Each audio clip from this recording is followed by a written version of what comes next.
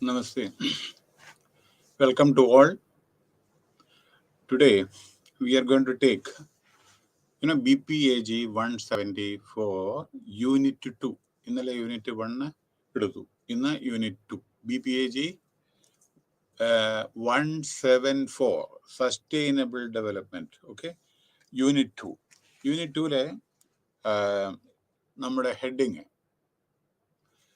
Major components for sustainable development. ഇതാണ് heading unit 2. Okay, ഇപ്പൊ 1 ഇന്നലെ എടുത്തു, അപ്പൊ 2 ശ്രദ്ധിക്കുക. ഇതിൽ വരുന്ന പ്രധാനപ്പെട്ട കാര്യങ്ങള് കോമ്പോണൻസ് ഓഫ് സസ്റ്റൈനബിൾ ഡെവലപ്മെന്റ് പറഞ്ഞ സുസ്ഥിര വികസനം. ഓക്കെ, അപ്പൊ അതിൽ നിന്ന് എന്തെല്ലാം കോമ്പോണൻസ് ആണ് അതിനെ പറ്റിയിട്ടാണ് പറയുന്നത്. ഒന്ന്, ഇത് ജസ്റ്റ് ഇൻട്രോഡക്ടറി പാർട്ടാണ് കേട്ടോ. പിന്നെ രണ്ടാമത് സോഷ്യൽ കോമ്പോണൻസ്. നമ്മുടെ സമൂഹത്തില് അതില് ഈ സസ്റ്റൈനബിൾ ഡെവലപ്മെന്റില് നമുക്ക് എന്ത് കോൺട്രിബ്യൂഷൻ ചെയ്യാൻ പറ്റും, അതാണ് സോഷ്യൽ കോമ്പോണൻസ്. അതെന്താണെന്ന് വിശദീകരിച്ച് പറയുന്നതായിരിക്കും. അടുത്ത് എൻവയറോൺമെന്റൽ കോമ്പോണൻസ് ഓഫ് സസ്റ്റൈനബിൾ. ഇതാണ് വളരെ പ്രധാനപ്പെട്ട കാര്യം. ഒരു സ്ഥലത്തും ഒരു ഡെവലപ്മെന്റ്, സസ്റ്റൈനബിൾ ഡെവലപ്മെന്റില് വളരെ പ്രധാനപ്പെട്ട കാര്യം എന്താണെന്ന് വെച്ചാൽ എൻവയറോൺമെന്റൽ ഇഷ്യൂ ആണ്. Especially A place like India,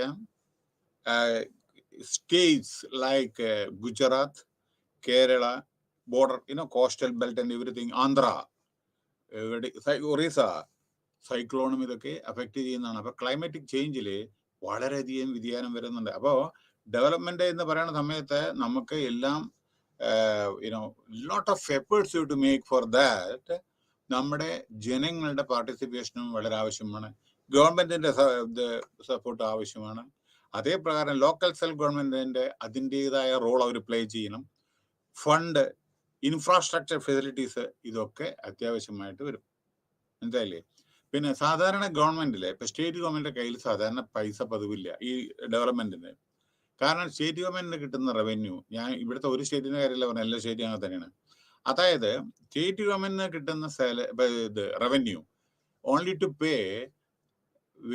salary and pension for their workers. Actually developmental വർക്കിന് അധികം പൈസ അവരുടെ കയ്യിൽ ഉണ്ടാവില്ല. So as per the Constitution of India, there is a directive principles. മാത്രമല്ല ഡിസ്ട്രിബ്യൂഷൻ ഫണ്ട് നമ്മുടെ സെൻട്രൽ ഗവൺമെന്റ് ഓരോരോ സ്റ്റേറ്റിനും, നമ്മുടെ ഫെഡറൽ സ്റ്റേറ്റ് ആണ്, ഓരോന്നും ഫെഡറൽ സിസ്റ്റമാണ് നമ്മുടെ, ഓരോരോ സ്റ്റേറ്റിനും അതിൽ യാതൊരു വിധത്തിലുള്ള പാർഷ്യാലിറ്റി കാണിക്കാറുമില്ല.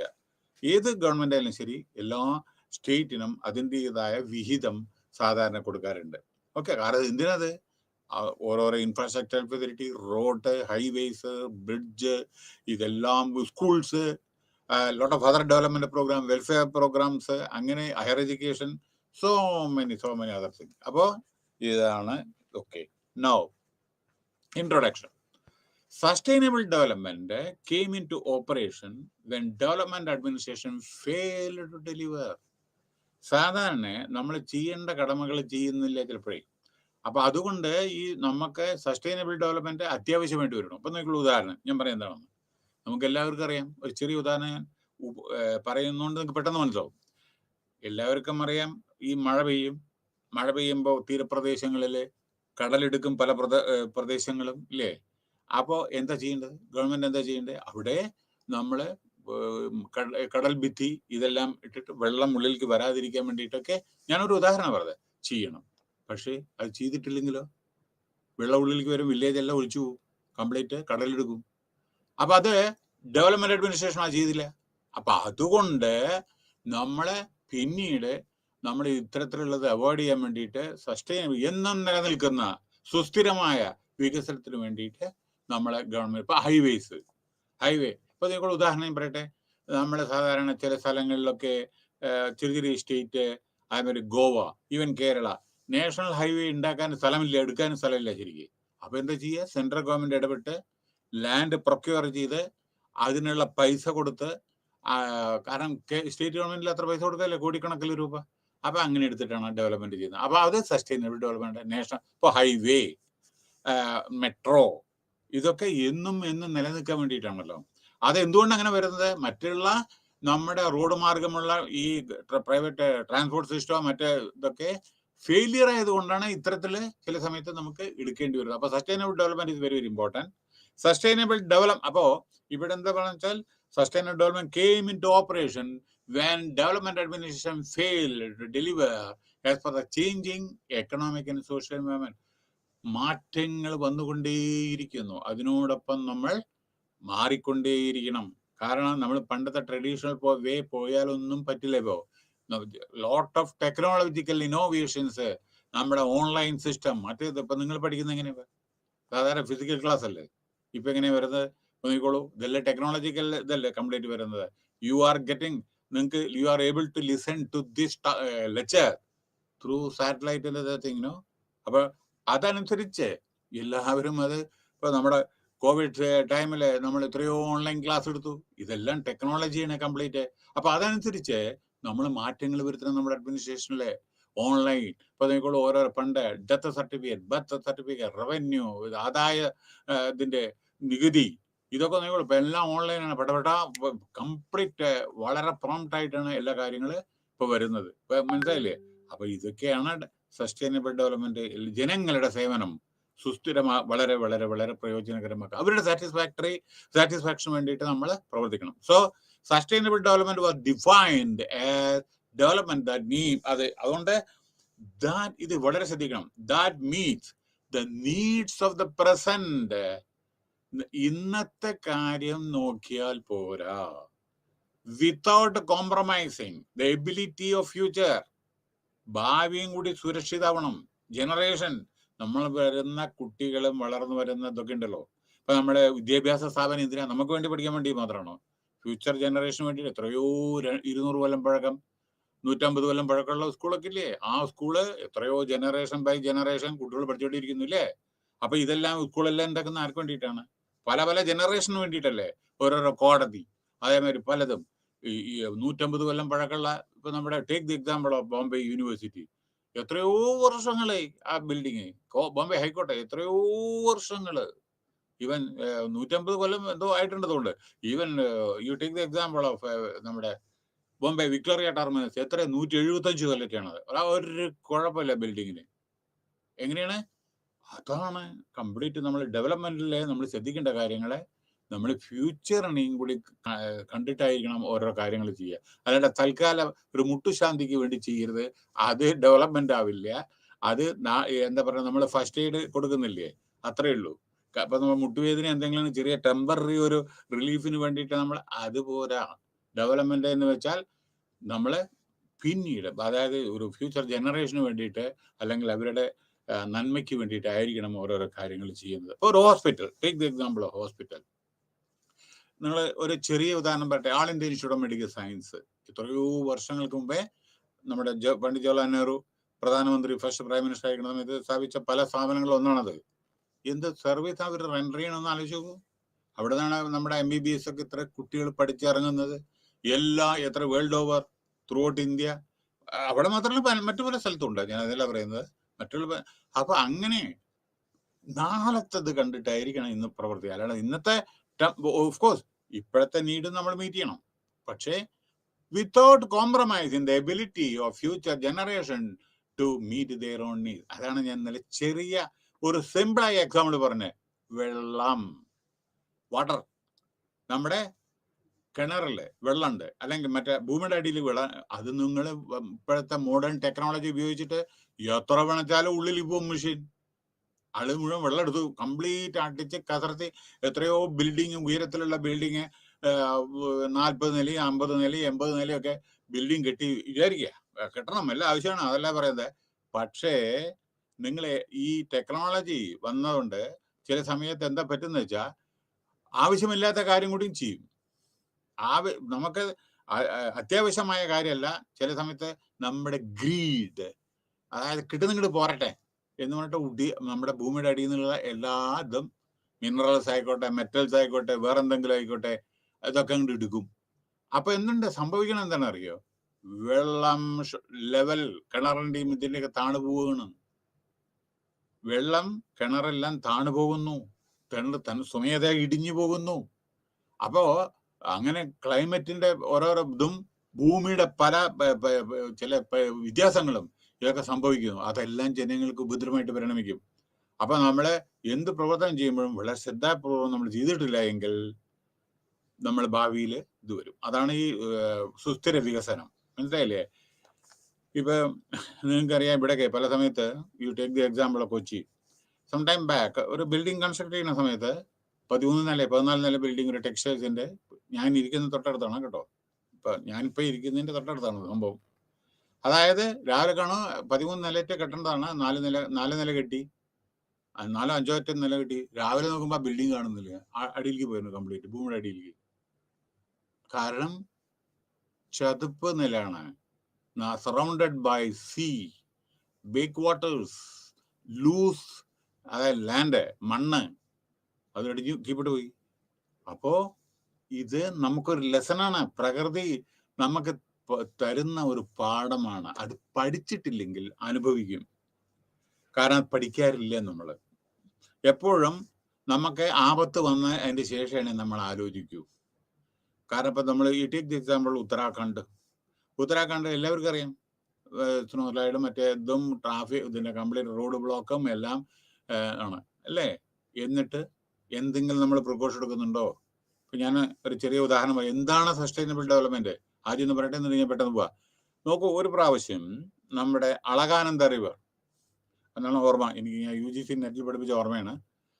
ഈ ഉത്തരാഖണ്ഡിൽ കൂടെ ഹിമാലയത്തിൽ നിന്ന് പ്രവഹിക്കുന്ന എല്ലാ നദികളും വളരെ ശക്തിയോടുകൂടിയാണ് ഒഴുകുന്നത്. കാരണം ഉയരത്തു നിന്നാണ് കീപ്പിട്ട് വരുന്നത്. അപ്പോൾ ആ അളകാനന്ദ റിവർ ഹിമാലയത്തിന്റെ അവിടെ ഉത്തരാഖണ്ഡിൽ നിന്ന് പോകുന്ന അങ്ങനെ ഒഴുകുന്ന സമയത്ത് പിന്നെ കേദാർനാഥ്, നമ്മുടെ ക്ഷേത്രം, അവിടെ എത്തുമ്പോൾ ഒരു സമയത്ത് നടന്നതാണത്, കുറച്ച് വർഷങ്ങൾക്ക് മുമ്പേ. അവിടെ ഇതേമാതിരി ആളുകൾ ലാൻഡ് ഓക്യുപ്പൈ ചെയ്തിട്ട് ആ നദിയുടെ ഡയറക്ഷൻ മാറ്റിയിട്ട് നദി വളഞ്ഞൊഴുകാൻ തുടങ്ങി. മനസ്സിലായി? അത് കേട്ടോളൂ, ശ്രദ്ധിച്ചോളൂ. അപ്പൊ എന്ത് പറ്റി? ആ നമ്മള് ഓരോരോ സ്ഥലങ്ങള് ക്യാപ്ചർ ചെയ്തില്ലേ, ഓക്യുപ്പൈ ചെയ്തിട്ടുണ്ടല്ലോ, unauthorised land by the rich people. അവിടെ അവരെ സ്റ്റാർ ഹോട്ടലും മറ്റേ ഹോട്ടലും എല്ലാം കെട്ടി എല്ലാം വലിയ ബിൽഡിംഗ് എല്ലാം പണിതു. നദി വളഞ്ഞൊഴുകാൻ തുടങ്ങി. 3-4 വർഷം മുമ്പേ ഈ നദിക്ക് ഒരു ചിന്ത, ഞാൻ എന്തിനാ വളഞ്ഞൊഴുകണ്, നേരിട്ടാൻ പോകலாம். ആ നദി ശരിക്കാണ്ട് ഒഴുകി. ഏതേ വളഞ്ഞിട്ടല്ല. അപ്പൊ എന്താ പറ്റിയേ? കംപ്ലീറ്റ് തുടച്ച് നീക്കിയാണ്ട് പോയി ബിൽഡിങ്സ് ഒക്കെ മുഴുവൻ നദിയിൽ. ഒറ്റ മിനിറ്റ് കൊണ്ട് അത് ഒരു 5-10 മിനിറ്റ് കൊണ്ട് ബേ ഓഫ് ബംഗാളിലെത്തും. അത്ര ശക്തിയാണ് വെള്ളത്തിന്. ബിൽഡിംഗ് എല്ലാം പോയി. അത് ഏറ്റവും രസകരമായ സംഭവം എന്താന്ന് വെച്ചാൽ, ഒരാൾക്കും അറിയില്ല എത്ര ആൾ മരിച്ചു എന്ന്. എന്താ കാരണം അറിയോ? അവിടുത്തെ ആളുകളെല്ലാം മരിച്ചിരുന്നു. കാരണം കേദാർനാഥിൽ പോകുന്നത് ത്രൂ ഔട്ട് ഇന്ത്യയിൽ നിന്നാണ് വിസിറ്റ് ചെയ്ത് നമ്മുടെ ശിവ ടെമ്പിളിലൊക്കെ വർഷിപ്പ് ചെയ്യാൻ വേണ്ടി പോകുന്നത്. അപ്പൊ അനവധി സ്റ്റേറ്റുകളിൽ നിന്നാണ് കാറും മറ്റേ ആളുകളാണല്ലോ പോവുക. അപ്പൊ അവിടെ നിന്നും അത് റെക്കോർഡില്ലല്ലോ. ആരാണ് പോകുന്നത്? ഇപ്പൊ തമിഴ്നാട്ടിൽ നിന്നോ ആന്ധ്രാപ്രദേശിൽ നിന്നോ കേരളത്തിൽ നിന്നോ എവിടെയെങ്കിലും പോകുമ്പോൾ അവിടുത്തെ റെക്കോർഡുണ്ടോ? പോണ പിൽഗ്രീം അവിടെ എഴുതി പോകണ്ടോ? അതൊന്നുമില്ല. അങ്ങനെ പോണു ഓരോരുത്തര് പിൽഗ്രിമേജ് അല്ലേ? അപ്പൊ അങ്ങനെയുണ്ട്. അപ്പൊ എന്താ പറ്റിയെന്ന് വെച്ചാൽ, അനവധി സ്ഥലം എടുത്ത് അത് കംപ്ലീറ്റ് ഇത് പോയി നദിയിൽ, പെട്ടെന്ന് അത് കടലിൽ ചേർന്നു. എത്ര ആളെ മരിച്ചെന്ന് പോലും അറിയില്ല. അപ്പൊ ഇതൊന്നും എന്താ പഠിഞ്ഞ്? അപ്പൊ നമ്മൾ ഈ പ്രകൃതിയുടെ വികൃതി നമ്മൾ പഠിക്കണം. അത് പഠിക്കുന്നില്ല, അതാണ് സംഭവം. അതുകൊണ്ട് പല നമുക്ക് കോൺസിക്വൻസ് നമ്മൾ ഫേസ് ചെയ്യേണ്ടി വരുന്നു. ഞാൻ പറയാൻ തെറ്റിദ്ധരിക്കരുത്. കാരണം എൻവയോൺമെന്റിൽ മെയിൻറ്റെയിൻ ചെയ്ത് പ്രോപ്പറായി ചെയ്തിട്ടില്ലെങ്കിൽ അത് അനുഭവിക്കും. കാരണം എന്താന്ന് വെച്ചാൽ, ലോകത്തിലെ one of the waste polluted city നമ്മുടെ ന്യൂഡൽഹിയാണ്. നമ്മുടെ ക്യാപിറ്റൽ സിറ്റി ഇന്ത്യയുടെ. അത് ഏറ്റവും വേസ്റ്റ് ആയിരുന്നു. ഇപ്പൊ ഏതെന്തോ ലെവല് കൂടിയിട്ട് 10ാമത്തെ എന്തോ ആയിട്ടുണ്ട്. ഇപ്പൊ എന്തോ കുറച്ചുകൂടി ലെവൽ ഇമ്പ്രൂവ്. കാരണം അവരെ കുറെ ഗ്രീനറി മറ്റേതൊക്കെ വന്നിട്ട് ട്രാഫിക് എല്ലാം കൺട്രോൾ ചെയ്തിട്ട് കുറെയൊക്കെ ഭേദം വന്നിട്ടുണ്ട്. അപ്പോ മോസ്റ്റ് പൊല്യൂട്ടഡ് സിറ്റിയാണത്. അതേമാതിരി പല സിറ്റികളും. അപ്പൊ അതൊന്ന്. അപ്പൊ വാഹനങ്ങള് പല നമ്മുടെ റിഫൈനറീസും മറ്റേന്ന് ഫാക്ടറീസ് നിന്ന് വരുന്ന ഓരോരോ പുക, എയർ പൊല്യൂഷൻ വരുന്നു, ഓരോരുത്തർ അസുഖങ്ങൾ വരുന്നു. പല lot of thing you can see that നമ്മുടെ സൂപ്പർ സ്പെഷ്യാലിറ്റി ഹോസ്പിറ്റൽ ഇപ്പൊ ഒരു ബിസിനസ് ആണ്. കാരണം എന്താ വെച്ചാൽ എല്ലാവർക്കും അസുഖമാണ്. എങ്ങനെയാ അസുഖം വരണേ? ഇതേമാതിരി നമ്മൾ ശ്വസിക്കുന്നു, വിഷം ഇതൊക്കെയാണ്. അപ്പൊ അത് നമ്മുടെ ഡെവലപ്മെന്റ് എപ്പോഴും അതേ നമ്മുടെ ഇതൊക്കെ നമ്മളെ മുൻനിർത്തിയായാണ് നമ്മളെ ഒരു പ്രൊജക്ട് ഉണ്ടാക്കുമ്പോൾ അതിന് ഫീസിബിലിറ്റി റിപ്പോർട്ട് ഉണ്ട്. ഫീസിബിലിറ്റി ഫ്യൂച്ചറിൽ അതിന്റെ ഓരോ പ്രഡിക്ഷൻസ് അതനുസരിച്ചിട്ട് വേണം ഇത്. So the main concept that are fundamentally tied to the process of sustainable development of the earth, ഭൂമിയുടെ അത് എന്തൊക്കെയാണ്? ഒന്ന്, basic need of humanity. Basic need എന്താ ജനങ്ങളുടെ? അതായത് ഭക്ഷണം, വെള്ളം, ക്ലോത്തിങ്, ഓക്കെ, വസ്ത്രം വേണ്ടേ, അതേമാതിരി ഷെൽട്ടർ, വീട് വേണ്ടേ, ജോബ് വേണ്ടേ. അപ്പോൾ അങ്ങനെയാണ് പറയുന്നത്. പിന്നെ സൊസൈറ്റി, ആ സെക്യൂരിറ്റി വേണം. നോക്കുള്ളൂ, സെക്യൂരിറ്റി നമുക്ക് ആവശ്യമാണ്. എന്താ അറിയോ, ജീവിതം നമ്മളിപ്പോ 4 പുറം നമ്മൾ താമസിക്കുന്ന എവിടെ വെച്ചാൽ അവിടെ സെക്യൂരിറ്റി വേണ്ടേ. സെക്യൂരിറ്റി എന്ന് വെച്ചാൽ ഇതല്ല നമ്മൾ സല്യൂട്ട് അടിക്കുന്ന സെക്യൂരിറ്റി അല്ല, സെക്യൂർഡ് പ്ലേസ്. അവിടെ ഡിസ്റ്റർബൻസ് ഉണ്ടെന്നുണ്ടെങ്കിൽ എങ്ങനെ നിങ്ങൾ ജീവിക്കുക? ഇപ്പൊ Afghanistan, take the example of Afghanistan or some other area. അപ്പൊ അവിടെ ഇന്നും ഈ ഷെല്ല് മറ്റേതൊക്കെ ബോംബും കിമ്പൊക്കെ വീണ്ടും പള്ളിയിലും പോകാൻ പറ്റില്ല, എവിടെയും പോകാൻ പറ്റില്ല, സ്കൂളിലും വേറെ എവിടെയും പോകാൻ പറ്റില്ല. അങ്ങനെയൊക്കെ പല പ്രശ്നങ്ങളുണ്ട്. Ukraine, take the example of Ukraine. ആർക്കെങ്കിലും കണ്ടു മുഴുവൻ ഇലക്ട്രിസിറ്റി, വെള്ളം, 3 ദിവസമായിട്ട് വെള്ളമില്ല, ഇലക്ട്രിസിറ്റി ഇല്ല, ആർക്കും ഇല്ല, മുഴുവൻ ബോംബിട്ട് തകർത്ത് തരിപ്പണമാക്കിയിരുന്നു. അപ്പോ നമ്മൾ ശ്രദ്ധിക്കേണ്ട എന്താണെന്ന് വെച്ചാൽ security of the job is also essential. Then another thing is basic നീഡ്സിലെ ഇതിലില്ലാത്തതാണ്, ബുക്കിലില്ലാത്തതാണ്, സെൽഫ് എസ്റ്റീം. നിങ്ങൾക്ക് നിങ്ങളുടേതായ ഒരു വില സൊസൈറ്റിയിൽ വേണം. ഇപ്പോൾ ഒരാൾ ഡോക്ടറാണ്, അല്ലെങ്കിൽ ഒരു ലോയറാണ്, അല്ലെങ്കിൽ ടീച്ചറാണ് എന്ന് പറയുമ്പോൾ ആ സമൂഹത്തിൽ നിങ്ങൾക്ക് തരുന്ന പ്രാധാന്യം അതും വളരെ പ്രധാനം. അത് ലൈഫിൽ നമുക്ക് കാരണം ഓരോരുത്തരും അവരുടേതായ സൊസൈറ്റിയിൽ ഓരോരോ സ്ഥാനം അത് വേണമല്ലോ, ഓരോരോ പോസ്റ്റ് അല്ലെങ്കിൽ ജോലി വേണം എന്നാണ് അതിൻ്റെ അർത്ഥം കേട്ടോ. ഇതൊക്കെയാണ്. പിന്നെ another important thing is that self actualisation. അതായത് നിങ്ങൾ വിചാരിച്ചത് എന്താണ് വിചാരിക്കണേ അവിടെ എത്തുന്നതാണ് സെൽഫ് ആക്ച്വലൈസേഷൻ. അത് എല്ലാവർക്കും സാധിക്കില്ല കേട്ടോ. ഫോർ എക്സാമ്പിൾ, എനിക്ക് IAS ഓഫീസറാണ്. IAS ഓഫീസർ ആവാം, പക്ഷേ കഠിനാധ്വാനം വേണമല്ലോ. നമുക്ക് പിന്നെ ഇപ്പൊ മൂണിൽ പോകണം നമ്മുടെ സ്പേസ് ISRO ഇതുവരെ സഹായിച്ചിട്ടില്ല. അവിടെ അവസാന നിമിഷത്തിൽ ഫെയിലർ ആയില്ലേ, പക്ഷെ പിന്നീട് സക്സസ് ആവും. അപ്പൊ അതിന് പരിശ്രമം, എഗെയിൻ ആൻഡ് എഗെയിൻ, റിപ്പീറ്റേഷൻ, ഇതെല്ലാം അത്യാവശ്യമാണ്. അപ്പോൾ സെൽഫ് ആക്ച്വലൈസേഷൻ എന്ന് പറഞ്ഞാൽ ഞാൻ പറയാം, നിങ്ങളിപ്പോ ഒരു ക്ലർക്ക്, LDC, UDC, സൂപ്രണ്ടന്റ് അല്ലെങ്കിൽ ഫോർമാനോ, അതുമാതിരി assistant officer, senior officer, deputy manager, അങ്ങനെ പോണു, ഡെപ്യൂട്ടി ജനറൽ മാനേജർ, അങ്ങനെ പോയി ഞാൻ എൻ്റെ 50 വയസ്സാകുമ്പോഴേക്കും ഞാൻ ജനറൽ മാനേജർ ആവും, 55 വയസ്സാകുമ്പോഴേക്കും ഞാൻ എക്സിക്യൂട്ടീവ് ഡയറക്ടർ ആവും. അവസാനം ആവുന്നു വിചാരിക്കുക. ആയാൽ അതാണ് സെൽഫ് ആക്ച്വലൈസേഷൻ. ഇപ്പൊ ഒരു പൊളിറ്റീഷ്യൻ, ഞാൻ ആദ്യം പഞ്ചായത്ത് മെമ്പർ ആവും, പിന്നെ അത് കഴിഞ്ഞിട്ട് MLA ആവും, അല്ലെങ്കിൽ വേറെ എന്തെങ്കിലും ആവും, അത് കഴിഞ്ഞിട്ട് ഞാൻ ക്യാബിനറ്റ് മിനിസ്റ്റർ ആവും, അത് കഴിഞ്ഞിട്ട് ഞാൻ വേറെ സെൻട്രലിലേക്ക് പോകും, സെൻട്രൽ മിനിസ്റ്റർ ആവും, പ്രൈം മിനിസ്റ്റർ ആവും, അല്ലെങ്കിൽ ചീഫ് മിനിസ്റ്റർ ആവും. യെസ്, അവന്റെ രാഷ്ട്രീയത്തിലെ ഏറ്റവും ഇതില് വളരെയധികം അവൻ എത്തി. അപ്പൊ ഓരോ ആഗ്രഹങ്ങള് പിന്നെ ചിലര് എനിക്ക് പണം സമ്പാദിക്കണം, ചിലര് ജീവിക്കാൻ വേണ്ടി പണം ഉണ്ടാക്കുന്നു, ചിലർ പണം ഉണ്ടാക്കാൻ വേണ്ടി ജീവിക്കുന്നു, അല്ലേ? അതുണ്ടല്ലോ. അപ്പൊ എന്താണ് പറയുന്നത് വെച്ചാൽ അത് എത്തുന്നതാണ് self actualisation. Whatever you are thinking in your mind, അതിനുവേണ്ടി lot of efforts are required. Ultimately നമ്മൾ ആ ലെവലിൽ എത്തുന്നതാണ് സെൽഫ് ആക്ച്വലൈസേഷൻ. അതാണ് basic needs of humanity. Okay, പിന്നെ ലിമിറ്റ്സ് ടു ഡെവലപ്മെന്റ് എന്താണ്? ന്യൂ ഇറ ഓഫ് എക്കണോമിക് ആണ്. ന്യൂ ഇറ, ഇന്നത്തെ കാലത്തെ എക്കണോമിക്കലി പുതിയ ഒരു ഇതാണ്. ലോട്ട് ഓഫ് ഇപ്പൊ നിങ്ങൾക്കറിയാം, UK എക്കണോമിക്കലി വളരെ വീക്കായിട്ടുള്ള കൺട്രി ആയിട്ട് പരിണമിച്ചിരുന്നു. പ്രധാനമന്ത്രി ഇന്ന് തന്നെ കണ്ടു, ഒരു ചെറിയ വാട്സാപ്പിൽ ഒരു തമാശ, ഒരു കൊച്ചുകുട്ടി ഒരു 3 മാസമായിട്ടുള്ളൂ ജനിച്ച്.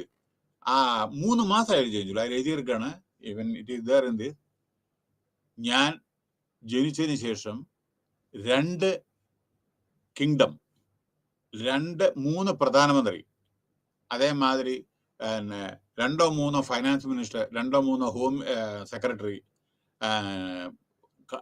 കാണാൻ എനിക്ക് പറ്റി എന്ന്. എന്താ കാരണം എന്ന് വെച്ചാൽ അവിടെ പെട്ടെന്ന് ഹോം മിനിസ്റ്ററും ഫൈനാൻസ് മിനിസ്റ്ററും പ്രൈം മിനിസ്റ്ററും അതേമാതിരി എലിസബത്ത് രാജ്ഞി മരിച്ച് മറ്റേ ആൾ. അപ്പൊ കിങ്ഡം 2, കുട്ടിയുടെ വയസ്സ് 3 മാസം. ഈ 3 മാസത്തിനുള്ളിൽ 2-3 പ്രധാനമന്ത്രിമാരെ, ബോറിസ് ജോൺസൺ, അതേമാതിരി മറ്റേ ഇവരെ ഒക്കെ 2 പ്രധാനമന്ത്രിമാരെ, 3 ഫൈനാൻസ് മിനിസ്റ്റർ, 3 ഹോം മിനിസ്റ്റർ. കാരണം ഈ ഓരോരുത്തരും ഓരോരോ ആഴ്ചയാണ് അത് കഴിഞ്ഞ് രാജിവെക്കുന്നു. അപ്പൊ അത് അപ്പൊ ഇവിടെ എന്താണ് പറയുന്നത് എന്ന് വെച്ചാൽ, യു സി എക്കണോമിക്, അവിടെ എക്കണോമി വളരെ വളരെ വളരെ മോശമാണ്, എക്കണോമിക് കണ്ടീഷൻ UK-ല്. ഓക്കെ, അപ്പൊ എക്കണോമിക് സ്റ്റെബിലിറ്റി വേണം. India is far better. നമ്മുടെ പ്ലാനിങ്ങും റിസർവ് ബാങ്ക് ഓഫ് ഇന്ത്യക്ക് എത്രയോ ബെറ്റർ ആണ്. നമുക്ക് we are competing with other foreign countries, richest countries. Economically വളരെ നമ്മുടെ പൊസിഷൻ സൗണ്ട് ആണ്. 3rd 4th റാങ്ക് ആണ്, 3rd or 4th ഒറ്റ റാങ്കിലാണ് എക്കണോമിയിൽ. അതിന്റെ പ്രധാന കാരണം നമ്മുടെ reserve bank of India and നമ്മുടെ finance ministers, economic planning, government policies, foreign ഇതൊക്കെ ഉണ്ടല്ലോ, എക്സ്ചേഞ്ച്, അതൊക്കെ വളരെ ഓർമ്മിക്കണേ. നിങ്ങൾ വിചാരിക്കും ഇന്ത്യയും ഇത്ര വളരെ നല്ല ഇതാണ്. ഇന്ത്യ ഒരു കാലത്ത്, അതായത് VP സിംഗ് പ്രധാനമന്ത്രി ആയിരിക്കുന്ന സമയത്ത് 2 ദിവസത്തിന്റെ മാത്രമേ ഫോറിൻ എക്സ്ചേഞ്ച് റിമൈനിങ് ഉണ്ടായിരുന്നുള്ളൂ നമ്മുടെ കയ്യിൽ. ആ സമയത്ത് ഒരു യുദ്ധം ഉണ്ടായിട്ടുണ്ടെങ്കിൽ നമ്മുടെ മിലിറ്ററി ജീപ്പിൽ പെട്രോൾ അടിക്കാനോ അല്ലെങ്കിൽ ഡീസൽ അടിക്കാനോ കാശിന്റെ ആയിരുന്നില്ല ഇന്ത്യയിൽ. 2 ദിവസത്തിന്റെ ഫോറിൻ എക്സ്ചേഞ്ച് റിമൈനിങ് ഉണ്ടായിരുന്നു. 2 ദിവസത്തെ total foreign exchange.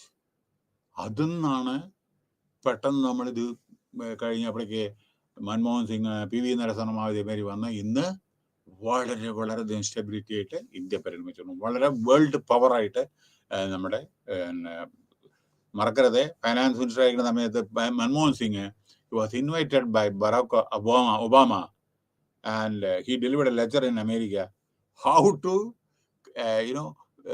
Create the country economically വളരെ സ്ട്രോങ് കൺട്രി ആവാൻ എന്തെല്ലാം വേണമെന്ന് പറഞ്ഞിട്ട് ഇയാളുടെ അഡ്വൈസാണ് അവരെടുക്കുന്നത്. മനസ്സിലായില്ലേ? അങ്ങനെ ഒരു ലെക്ചറൊക്കെ അവിടെ നടക്കേണ്ടായി. അപ്പൊ India is very very strong. പക്ഷെ ചില രാജ്യങ്ങളെ വളരെ സ്ട്രോങ് അല്ല. പിന്നെ വേറൊരു കാര്യം, 1992 യുണൈറ്റഡ് നേഷൻ കോൺഫറൻസില്, അതായത് ബ്രസീലിൽ വെച്ചിട്ട്, അത് ഇന്നലെ ഞാൻ പറഞ്ഞ അവരുടെ ചില അജണ്ടകൾ, അതേമാതിരി നമ്മുടെ എൻവയോൺമെന്റ് എങ്ങനെയായിരിക്കണം, അതേമാതിരി പോളിസി എങ്ങനെയായിരിക്കണം, എൻവയോൺമെന്റൽ പോളിസി എങ്ങനെയായിരിക്കണം. നോക്കൂ, എൻവയോൺമെന്റൽ പോളിസി നോക്കൂ, അറ്റോമിക് എനർജി, റേഡിയേഷൻസ്, അതിന് ഇന്റർനാഷണൽ അറ്റോമിക് എനർജി കമ്മീഷൻ ഉണ്ട്. ഓരോന്നിനും ഓരോരോ ഗൈഡ് ലൈൻസ് ഉണ്ട്. അപ്പൊ അവര് പല ഇതുണ്ട്. അപ്പൊ എന്താണെന്ന് വെച്ചാൽ components of sustainable development economic, social and environment ആണ്. Economic, social and environment. ഇനി ഇവിടെ കോമ്പോണൻസ്. ഓക്കെ, പിന്നെ ഇവിടെ വേറൊരു കാര്യം എന്താണ് പറയാന്നുള്ളത് വെച്ചാൽ, ഈ ഹെൽത്തി ബയോസ്ഫിയർ നമ്മുടെ, ഓക്കെ, അതേമാതിരി പിന്നെ ഇത് പോവർട്ടി, അണ്ടർറെസ്റ്റ്, ഡിസീസസ്. ഇവിടെ പറയുന്ന സോഷ്യൽ ആൻഡ് എക്കണോമിക് ഡൈമെൻഷൻ ഉണ്ട്. ഒന്ന് സോഷ്യൽ ആൻഡ് എക്കണോമിക് ഡൈമെൻഷൻ. പിന്നെ conservation and management of resources. അതായത് എന്താ പറയുക social and economic? Fighting poverty and promoting sustainable urban planning. City planning ഇല്ല. You take any city, even old Delhi, even any Faridabad, എല്ലാ സ്ഥലങ്ങളെ, കാൺപൂർ, എല്ലാ ഏത് സിറ്റി എടുത്തോളൂ, എന്ത് പ്ലാനിങ് ആണ്? Chennai, even old Hyderabad, take the example old, not Secunderabad. അതേമാതിരി ബോംബെ, ഒരു പ്ലാനിങ്ങും ഇല്ലാണ്ടാണ് മോളപ്പോക്ക്. മനസ്സിലായില്ലേ? അപ്പോ planning is very very essential. പിന്നെ വേറൊന്ന് കൺസർവേഷൻ ആൻഡ് മാനേജ്മെന്റ് റിസോഴ്സസ്. പിന്നെ നമ്മുടെ ഓരോരോ ഡീഫോറസ്റ്റേഷൻ, കാടുകളും ഇതെല്ലാം നമ്മുടെ മലകളും ഇതൊക്കെ അത്യാവശ്യമാണ്. അതുണ്ടെങ്കിലേ മഴയുണ്ടാവൂ, അതുണ്ടെങ്കിലേ ജീവജാലങ്ങൾ ഉണ്ടാവൂ. അല്ലെങ്കിൽ മരങ്ങളില്ലെങ്കിൽ നമ്മുടെ മലയ്ക്ക് സ്റ്റെബിലിറ്റി ഇല്ല, ലാൻഡിന്. അതിന്റെ വേരുകൾ എന്തൊക്കെയാണ് അതിനെ തടഞ്ഞു നിർത്തുന്നത്? അല്ലെങ്കിൽ മല ഇടിഞ്ഞു വീഴും. മനസ്സിലായില്ലേ? അപ്പോ അത്. പിന്നെ കൺസർവേഷൻ ആൻഡ് മാനേജ്മെന്റ് റിസോഴ്സ് പറഞ്ഞു. മേജർ ഗ്രൂപ്പ്സ്, നമ്മുടെ പല വുമന്റെ ഗ്രൂപ്പ് ഉണ്ട്. അതായത് ലോക്കൽ, അതായത് കോമ്പോണൻസ് ഓഫ് സസ്റ്റൈനബിൾ ഡെവലപ്മെന്റിന് നമ്മുടെ സ്ത്രീകളുടെ, ഇപ്പൊ നമ്മുടെ കേരളത്തില് കുടുംബശ്രീ ഉണ്ട്, നോക്കിയോളൂ. അതേമാതിരി പല സ്ഥലങ്ങളിൽ, പല സ്റ്റേറ്റിലും പല വിധത്തിലുണ്ട്. വുമന്റെ അസോസിയേഷൻ ഉണ്ട്. ലോക്കൽ ഗവൺമെന്റ്, പഞ്ചായത്ത് രാജ്, ഗ്രാമപഞ്ചായത്ത്, ബ്ലോക്ക് പഞ്ചായത്ത്, ഡിസ്ട്രിക്ട് പഞ്ചായത്ത്, ഇതെല്ലാം ഉണ്ട്. ഇതൊക്കെ പിന്നെ NGOസിന്റെ റോളും വളരെ വളരെ നല്ലതാണ്. നോക്കൂ, റെഡ് ക്രോസ്, ലയൺസ് ക്ലബ്, അതേമാതിരി റെഡ് ക്രോസ് നോക്കൂ, ദൂര യുദ്ധത്തില്, അതായത് അച്ഛനും അമ്മയും മരിച്ച് അനാഥയായ കുട്ടികളെ സംരക്ഷിക്കുക, മുറിവേറ്റ ഭടന്മാരെ രക്ഷിക്കുക. അങ്ങനെ NGOs വളരെ വളരെ വളരെ വളരെ കഷ്ടപ്പാടുകൾ. ഈ കൊറോണയില് NGOs എന്തെല്ലാം ഭക്ഷണം എത്തിക്കുക, അതേമാതിരി ഹോസ്പിറ്റലിൽ സർവീസ് റെൻഡർ ചെയ്യുക. അതേമാതിരി ഞാനൊരു ചെറിയ ഉദാഹരണം പറയാം. നമ്മുടെ ഒരു സമയത്ത് നമ്മുടെ നിയർ ട്രിവാൻഡ്രം ഒരു പടക്കം അത് കത്തിയിട്ട് അനവധി 110 ആളായിട്ട് മരിച്ചു. 110 ആളുടെ മരിച്ചു. ബ്ലഡ് വേണം, ബ്ലഡ്. കാരണം എന്താ വെച്ചാൽ മുഴുവൻ 80%, 85%, 90% ബേൺ ഇഞ്ചുറീസ്. മെഡിക്കൽ നമ്മുടെ ഹോസ്പിറ്റലിൽ എത്തിയപ്പോൾ ബ്ലഡ് വേണം. You will be surprised that എങ്ങനെയാണ് ജനങ്ങളുടെ പാർട്ടിസിപ്പേഷൻ. അതിഭയങ്കര തിരക്ക് ബ്ലഡ് കൊടുക്കാൻ വേണ്ടിയിട്ട് ഓരോരുത്തർ. അങ്ങനെ ബ്ലഡ് കൊടുക്കാൻ വേണ്ടി പോയ സമയത്ത് അവസാനം ഈവൻ ആ മെഡിക്കൽ കോളേജില് സാധാരണ വരുന്ന ആംബുലൻസ് ഒന്നുണ്ടല്ലോ, അതിന്റെ റോഡ് പോലും ബ്ലോക്കായി. അതായത് മറ്റുള്ള ആളുകൾ ബ്ലഡ് കൊടുക്കാൻ വേണ്ടി വന്നിരിക്കുകയാണ്, റോഡ് ബ്ലോക്കായി. മാത്രമല്ല ഈ പുതിയ പേഷ്യന്റിന് ഉള്ളിൽ പ്രവേശിക്കാൻ സമയമില്ലായി. അപ്പോൾ ബ്ലഡ് അനവധി ആളുകൾ കോൺട്രിബ്യൂട്ട് ചെയ്തു. അപ്പോ അവസാനം ഗത്യന്തരമില്ലാതെ മെഡിക്കൽ കോളേജ് അനൗൺസ് ചെയ്യേണ്ടി വന്നു, ബ്ലഡ് സഫീഷ്യന്റ് ആണ്, ഇനി വേണ്ട, എല്ലാവർക്കും തിരിച്ചു പോവാന്ന്.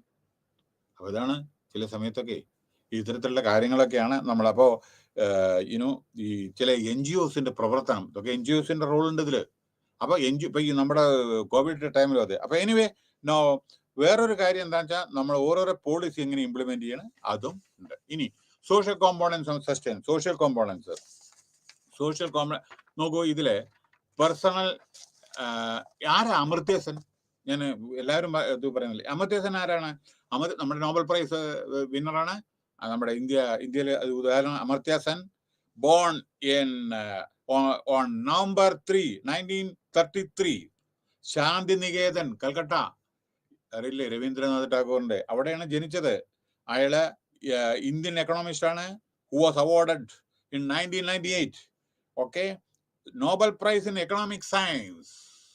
ഓക്കെ, അദ്ദേഹത്തിന്റെ ചില അഭിപ്രായങ്ങൾ വെൽഫെയറിനെ പറ്റിയിട്ട്, വെൽഫെയർ എക്കണോമിക്സ് ആണ് അദ്ദേഹത്തിൻ്റെത്, and social choice theory, and for the interest in the problems of the society, poorest and മെമ്പേഴ്സിന്റെ കാര്യങ്ങളാണ്. അതായത് അയാള് സംസാരിച്ചത് എന്താണെന്ന് വെച്ചാൽ ഈ ക്വാളിറ്റി ഓഫ് ലൈഫിനെ പറ്റിയിട്ട് അമർത്യ സെൻ പറയുന്നത് എന്താണെന്ന് വെച്ചാൽ ജനങ്ങളുടെ ഓരോരോ എക്കണോമിക് കണ്ടീഷൻ, അവരുടെ എങ്ങനെ ജീവിത ഇത് നമുക്ക് മേപ്പെട്ട് കൊണ്ടുപോകാൻ പറ്റും, കുട്ടികൾക്ക് എങ്ങനെ എഡ്യൂക്കേഷൻ കൊടുക്കാൻ പറ്റും, പോവർട്ടി എങ്ങനെ ഇറാഡിക്കേറ്റ് ചെയ്യാൻ പറ്റും, നമ്മുടെ സിക്നസ്, അസുഖങ്ങൾ എങ്ങനെ ഇല്ലാതാക്കാൻ പറ്റും, ഓക്കെ, ഡെവലപ്മെന്റ് എങ്ങനെ സാധിക്കും, പിന്നെ ഇത്തരത്തിലുള്ള പല പല പല പല ഇതും അങ്ങനെയൊക്കെ ഇതൊക്കെ ഉണ്ടെങ്കിലാണ് നമ്മുടെ ലൈഫ് തന്നെ വളരെ ഇതാവുന്നു. Quality of life refers to well-being of the individuals, society, development, freedom, because right basic amenities of life.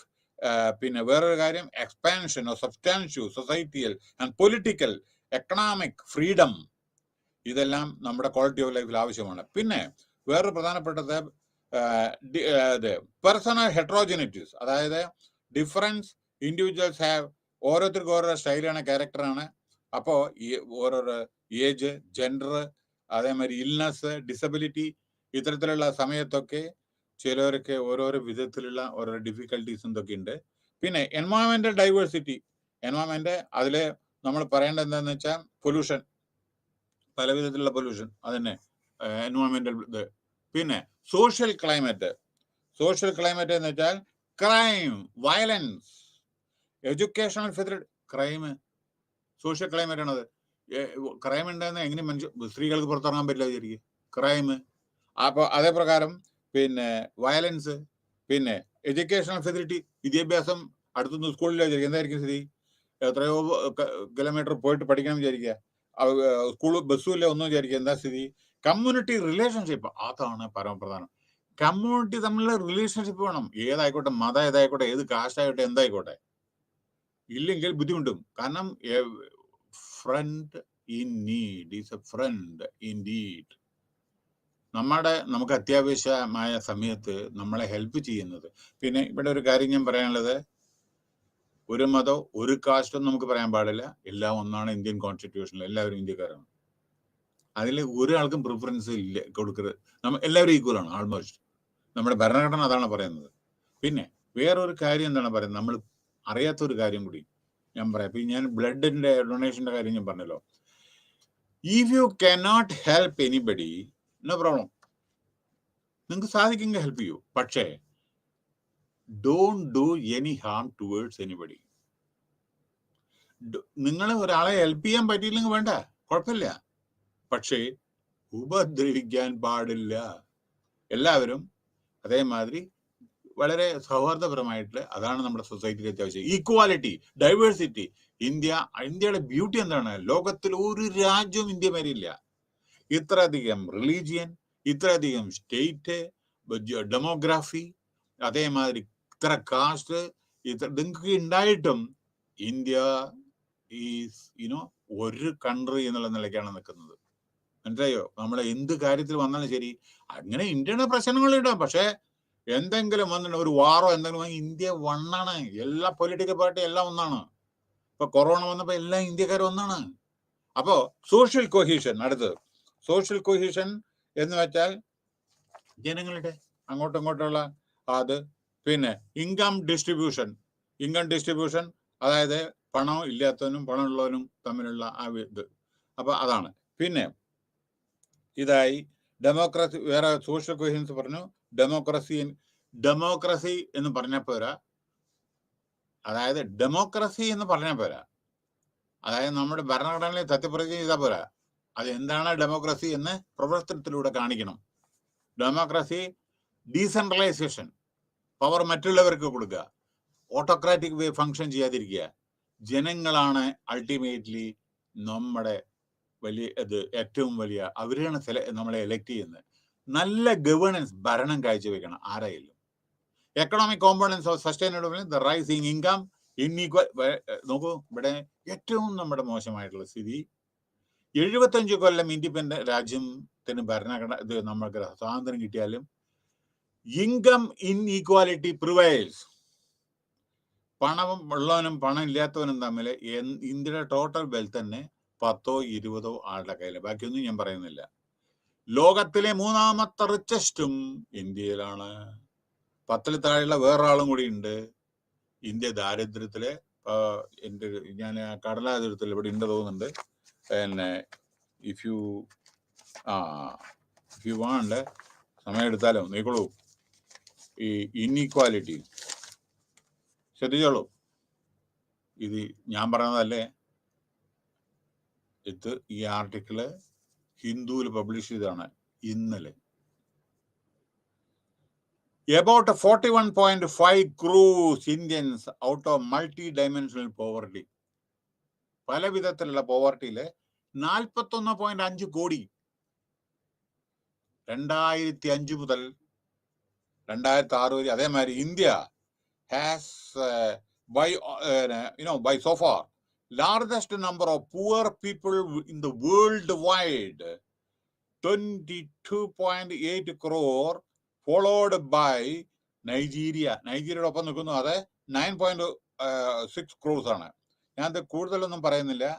ഇതില് പിന്നെ എന്താണ് പറയുന്നത് വെച്ചാൽ 10 ഇൻഡിക്കേഷൻ ആണ്. അത് ഹെൽത്ത്, എഡ്യൂക്കേഷൻ, പിന്നെ സ്റ്റാൻഡേർഡ് ഓഫ് ലിവിങ്, ഇതൊക്കെയാണ്.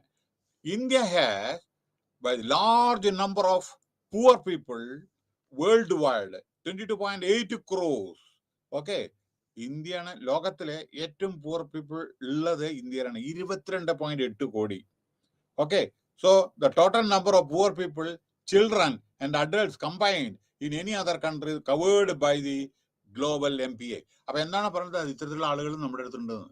പക്ഷെ ഇൻഈക്വാലിറ്റി ഉണ്ട്. പക്ഷെ പണമുള്ളവരും കൂടുതൽ ആണ്. പക്ഷെ എല്ലാ പണവും കേന്ദ്രീകരിച്ചിരുന്നത് കുറച്ച് പേരിലാണ്. അത് പാടില്ല. ഈക്വൽ ഡിസ്ട്രിബ്യൂഷൻ വേണം. പണം എല്ലാവർക്കും വേണം, ജീവിക്കാൻ അനുവദിക്കണം. സോ നെഗറ്റീവ് ഇമ്പാക്റ്റ് അല്ലെങ്കിൽ ഡെവലപ്മെന്റ് ഉണ്ടാവും. ഒരു ഭാഗം മാത്രം വികസിക്കും, ഒരു ഭാഗം വികസിക്കില്ല. അവർ മാത്രം നന്നായി വരും, മറ്റുള്ളവരെല്ലാം അധോഗതിയിലാവും.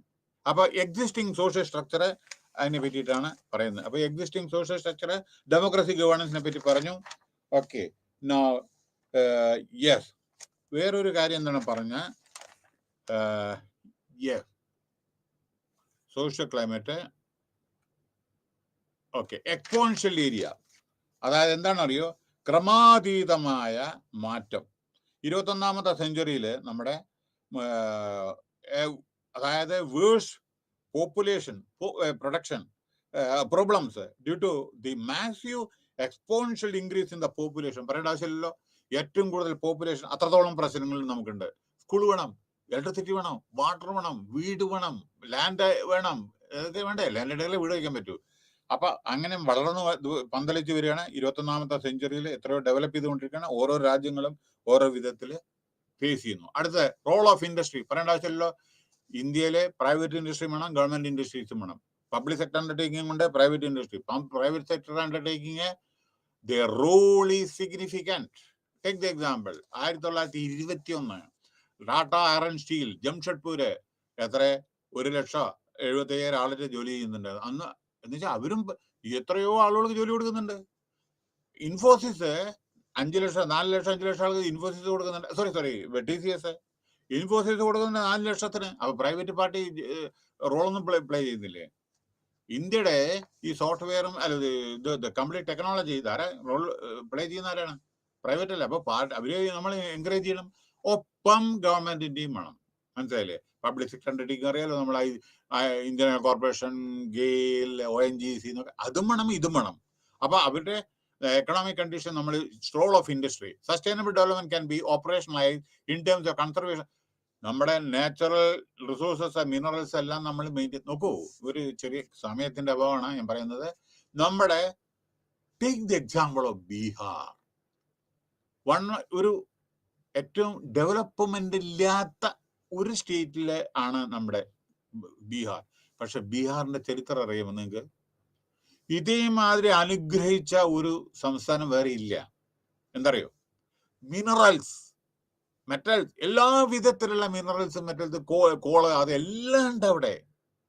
പക്ഷെ അതെല്ലാം എക്സ്പ്ലോയിറ്റ് ചെയ്ത്, അത് മിസ്യൂസ് ചെയ്ത്, poor become poor and bonded labor and slaves and many other things. അങ്ങനെ ഡെവലപ്മെന്റ് ഇല്ലാത്തവരാണ് അവിടെ. അപ്പൊ മിനറൽസ് കണ്ടവാനുണ്ട്. പിന്നെ യഥാർത്ഥത്തില് I read an article that ബീഹാറിലെ നമ്മൾ സംരക്ഷിച്ചാൽ, അതായത് സംരക്ഷിക്കുന്നുണ്ട് അവിടെ, അതല്ല പറയുന്നത്, നമ്മൾ ഇതേമാതിരിയുള്ള കൺട്രോൾ ചെയ്ത് നല്ല എഫക്റ്റീവ് ചെയ്താൽ ഇന്ത്യയിലത്തെ മുഴുവൻ ആളുകൾക്ക് ഭക്ഷണം കൊടുക്കാനുള്ള കഴിവ് ആ ബീഹാർ സ്റ്റേറ്റിനുണ്ട്. അത്രയധികം മിനറൽസും മറ്റേ ഇതൊക്കെ ഉള്ളതാ ഒരു അനുഗ്രഹീയ സ്റ്റേറ്റ് ആണത്. അപ്പൊ അത് സൂക്ഷിക്കണം. അപ്പോ പിന്നെ റിന്യൂവബിൾ റിസോഴ്സസ്, അപ്പൊ നമ്മളെ ചില റിസോഴ്സസ് റീയൂസിന് വേണ്ടി ഇത്. പിന്നെ economic theory and policy, moral imperative, പിന്നെ സസ്റ്റൈനബിലിറ്റി, പിന്നെ ഓക്കെ നൗ വേറെ ഒന്നും കൂടി റിന്യൂവബിൾ അത് പറഞ്ഞു കഴിഞ്ഞു. എക്കണോമിക് തിയറി, പിന്നെ മാസ് ഇമ്പരേറ്റീവ്, അനിവാര്യമായ ചില കാര്യങ്ങളുണ്ട്. Public decision making, public decision making വളരെ നല്ല ഡിസിഷൻ, അതാത് സമയത്ത് അതാത് വളരെ കറക്റ്റ് ഡിസിഷൻ എടുക്കണം. അതിനുള്ള കഴിവാണ് ഡിസിഷൻ മേക്കിംഗ് പവർ. എന്നാലാണ് നമുക്ക് എല്ലാ ഡെവലപ്മെന്റ് ഉണ്ടാവും. ഏത് സമയത്ത് ഏത് വേണം അത് നമ്മൾ ആലോചിക്കണം. ചിലപ്പോൾ അല്ലെങ്കിൽ യുദ്ധം ചെയ്യുമ്പോഴാലും അയ്യോ നമ്മുടെ കയ്യിൽ തോക്കില്ല, അല്ലെങ്കിൽ വേറെ ആമിനേഷൻ ഇല്ല, വേറെ ഒന്നുമില്ല, ഷിപ്പില്ല, യാതൊന്നുമില്ല വിചാരിക്കുക. അങ്ങനെ സംഭവിച്ചു 62 ചൈന വാറില് നമ്മുടെ ജവാന്മാരുടെ കയ്യിൽ ശരിക്കുള്ള ഒന്നും ആമിനേഷൻ ഒന്നും പ്രോപ്പർ ആയിരുന്നില്ല. അപ്പൊ എന്താണെന്ന് വെച്ചാൽ നമ്മളെ ഇതെല്ലാം വെൽ എക്യുപ്ഡ് ആയിരിക്കണം ഓരോ കാര്യങ്ങളും, എല്ലാ കാര്യങ്ങളിലും. അപ്പോൾ ഡിസിഷൻ മേക്കിംഗ് വളരെയധികം നല്ലതായിരിക്കണം. പിന്നെ സോഷ്യൽ വാല്യൂസ്, അതും വളരെ പ്രധാനമാണ്. എന്താ social values? Value system, ethics ആണ് പ്രധാനം. നമ്മൾ എന്തെങ്കിലും പ്രവർത്തിക്കുമ്പോൾ, ഒരു ഡോക്ടർ ആയിക്കോട്ടെ, ലോയർ ആയിക്കോട്ടെ, എത്തിക്സ് ഫോളോ ചെയ്യണം. മനസ്സിലായില്ലേ? പിന്നെ വേറൊരു കാര്യം, core principles of sustainable livelihood, people centred. ജനങ്ങൾക്ക് നിങ്ങൾ എന്ത് ചെയ്താലും ജനങ്ങൾക്ക് ഉപകാരപ്രദമായ കാര്യങ്ങൾ ചെയ്യണം. ജനങ്ങളുടെ പാർട്ടിസിപ്പേഷൻ എൻഷുർ ചെയ്യണം. പാർട്ണർഷിപ്പ് ചില സമയത്ത് വേണം. ഡൈനാമിക്, സസ്റ്റൈനബിൾ, അതായത് സുരക്ഷിതത്വമായിട്ടുള്ള. പിന്നെ പരമപ്രധാനം വേറൊരു കാര്യം, സസ്റ്റൈനബിൾ കോർപ്പറേറ്റ് റെസ്പോൺസിബിലിറ്റി. നമ്മുടെ പ്രൈവറ്റ് അനവധി കമ്പനികളുണ്ട്, ബാങ്കുകളുണ്ട്. അവർക്കൊക്കെ ജനത്തിന് സേവനം കൂടി അവർക്ക് കിട്ടുന്ന പ്രോഫിറ്റ് ഉണ്ടല്ലോ. നിങ്ങൾ ആലോചിച്ച് നോക്കൂ, വിപ്രോ 7000 കോടി രൂപയാണ് ചാരിറ്റിക്ക് വേണ്ടി കൊടുത്തിരുന്നത്. ബിൽ ഗേറ്റ് എത്രയാണെന്ന് നിങ്ങൾക്ക് അറിയാലോ. ഇത് അങ്ങനെ ഓരോരോ ഇതും എന്തിനറിയോ, സ്കൂള് ഡെവലപ്മെന്റ്, അതേമാതിരി പാർക്ക്, അതേമാതിരി റോഡ് വൈഡനിങ്, ജനങ്ങളുടെ സേവനത്തിന്, മെഡിസിൻ, മെഡിക്കൽ കോളേജ്, അതേമാതിരി പലതും സെറ്റപ്പ് ചെയ്യാൻ വേണ്ടിയിട്ടൊക്കെ എത്രയോ ഇത് ചെയ്യുന്നു. ഈവൻ ടാറ്റ, നമ്മുടെ കാസർഗോഡിലെ ടാറ്റയുടെ ഹോസ്പിറ്റലുണ്ട് അവിടെ. അതേമാതിരി ഇതൊക്കെ ജനങ്ങളുടെ സേവനത്തിന് വേണ്ടിയിട്ട് അവരുടെ പ്രോഫിറ്റിൽ നിന്ന് അവര് ഓരോരുത്തർ ബാങ്കുകളും ചെയ്യുന്നുണ്ട്. ഓക്കെ, സോ എൻവയോൺമെന്റൽ components sustainable, green house gases, അത് പൊല്യൂഷൻ്റെ ആണത്, ഗ്യാസസ്. ജോഹനസ്ബർഗ് പ്ലാൻ എന്ന് വെച്ചാൽ അതിലെന്താണ് അറിയോ, പിന്നെ സസ്റ്റൈനബിൾ ബയോമാസ്. അതാ ബയോമാസ് പറഞ്ഞാൽ based material used as fuel to produce heat. അതൊക്കെ നമ്മളെ എനർജി, ഇതൊക്കെ നമ്മളെ സസ്റ്റൈനബിൾ പ്രോപ്പറായി യൂസ് ചെയ്യണം. ചൂട് കൂടരുത്. കടല് ചൂട് കൊണ്ട് അതിലുള്ള മത്സ്യം സമ്പത്ത്, കടല് ചൂട് വരുന്നു. അത് മാത്രമല്ല മഞ്ഞ്, നമ്മുടെ ആർട്ടിക് അന്റാർട്ടിക് ചൂട് കൊണ്ട് ഉരുകി വീഴുന്നു. ആ സമയത്ത് കടലത്തെ വെള്ളം മേപ്പെട്ട് വരുന്നു. അങ്ങനെയാണ് പല സിറ്റികളും കുറച്ചു കാലത്തിന്റെ ഉള്ളില് വെള്ളത്തിന്റെ അടിയിലാവും പല സ്ഥലം. മനസ്സിലായില്ലേ? കാരണം വെള്ളത്തിന്റെ ലെവൽ കൂടുകയാണ്, കാരണം ഐസ് ഉരുകയാണ്, കാരണം ചൂട്. പിന്നെ അപ്പൊ ജോഹനസ്ബർഗ് പ്ലാന് ഇതൊക്കെയാണ്. Focal area, inclusion, private company and authorities. Private company നല്ല റോൾ പ്ലേ ചെയ്യണം. Health infrastructure, integration, economic integration, ഇതെല്ലാം അത്യാവശ്യമുള്ള കാര്യമാണ്. ഓക്കെ, പിന്നെ വേറൊരു കാര്യം എന്താണെന്ന് വെച്ചാൽ ഗ്രോത്ത് ആൻഡ് എൻവയോൺമെന്റ്. എൻവയോൺമെന്റിന്റെ ഗ്രോത്ത് വളരെ പ്രാധാന്യം അറിയിക്കുന്നതാണ്. ഗ്രോത്ത്, എൻവയോൺമെന്റിന്റെ പൊല്യൂഷൻ കൺട്രോള്, ഇതെല്ലാം നമ്മുടെ ഇതിന് ഓരോരോ ഗവൺമെന്റിന്റെ പോളിസീസ് ഉണ്ട്. അതെല്ലാം നമ്മൾ പോകണം. ഫണ്ടമെന്റൽ പോളിസീസ് ഉണ്ട്, അത് ഫോളോ ചെയ്യണം. വേണോ വേണ്ടേ എന്ന് ആലോചിക്കരുത്. Pollution control is a must. ഇത് ജനങ്ങൾക്കും അല്ലെങ്കിൽ നിങ്ങൾ ചില സമയത്ത് എവിടെ എത്തുന്നു ദൈവത്തിന് മാത്രമേ അറിയൂ. കാരണം ചില സമയത്ത് എക്സ്പ്ലോഷൻ, ചില സമയത്ത് അവിടെ അപകടങ്ങൾ സംഭവിക്കും. ഈ ചിലപ്പോൾ നിങ്ങൾ ആലോചിച്ചു, അറ്റോമിക് എനർജിയിൽ റേഡിയേറ്റർ ഏതെങ്കിലും ഇത് റിയാക്ടർ അങ്ങോട്ട് പൊട്ടിയെന്ന് വിചാരിക്കുക, എന്താ ചെയ്യുക? റേഡിയേഷൻസ് ആണ് കംപ്ലീറ്റ്. അത് നമ്മൾ കടലിലേക്കാണ് പോകുന്നത്. അപ്പൊ ഇത് നമ്മളെ എല്ലാ കാര്യങ്ങളും ശ്രദ്ധിച്ചിട്ട് വേണം. ഡെവലപ്മെന്റും ടെക്നോളജിയും ഒക്കെ നല്ല തന്നെ, പക്ഷെ ചിലപ്പോൾ അത് ഡിസാസ്റ്റർ വേ ആവും. അത് എങ്ങനെ യൂസ് ചെയ്യണം എന്നും കൂടി അറിയണം. അപ്പൊ ഇതിനെല്ലാം കൺട്രോൾ ഉണ്ട്, ലോ ഉണ്ട്, അത് വളരെയധികം പാലിക്കണം. Okay, now conclusion. Sustainable development can be achieved through the integration, economic, social, environmental. Many development agencies are adopting green economy model which focus on അപ്പൊ അങ്ങനെ പുതിയ qualitative scenery development, governance process, അതിനെ പറ്റി പറഞ്ഞു. പിന്നെ നമ്മുടെ ഇന്ത്യയുടെ ബഡ്ജറ്റ്, യൂണിയൻ ബഡ്ജറ്റ് നിങ്ങൾക്ക് അറിയാലോ, ജനുവരി ഫെബ്രുവരിയിലുണ്ട്. അതിലെല്ലാം നമ്മുടെ ഡെവലപ്മെന്റിന് വേണ്ടി ഇന്ന് ഓരോരോ സ്റ്റേറ്റിലെ ഡെവലപ്മെന്റിന് വേണ്ടി, റെയിൽവേയുടെ എന്തിനു വേണ്ടിയിട്ട് എല്ലാം, ഇൻഫ്രാസ്ട്രക്ചർ ഫെസിലിറ്റീസ്, ബിൽഡിങ്, റിസർവോയർ, അത് ഇത് ഇതെല്ലാം വേണ്ടിയിട്ട് ബഡ്ജറ്റ് ഇയർമാർക്ക് ചെയ്യുന്നുണ്ട്. അങ്ങനെ ഈ ചാപ്റ്റർ കഴിഞ്ഞു. അടുത്ത unit 3 approaches to sustainable development. Status quo approach, community capacity building approach, industrial sector approach, integrated system approach, green accounts approach. Okay, അത് എന്താണെന്ന് പറയാം. All the sustainable development concept was conceived 1970-ലാണ് ഈ concept conceive ചെയ്ത്. It became the central point of development discourse with the World Commission of Environmental Development in 1987. Okay, നമുക്ക് പല സ്ഥലങ്ങളിലും പല പ്രശ്നം. നമ്മുടെ ഇപ്പൊ ഇന്ത്യയുടെ കാര്യമല്ല പറയുന്നത്, ക്ലൈമറ്റിക് കണ്ടീഷൻ പല സ്ഥലങ്ങളിലും പല വിധത്തിലുണ്ട്. ചിലയിടത്ത് ഇതായിരിക്കും സഹാറ മരുഭൂമി, വെള്ളമില്ല, യാതൊന്നുമില്ല. അതേമാതിരി ഇപ്പൊ ഇന്ത്യയിലുണ്ട്.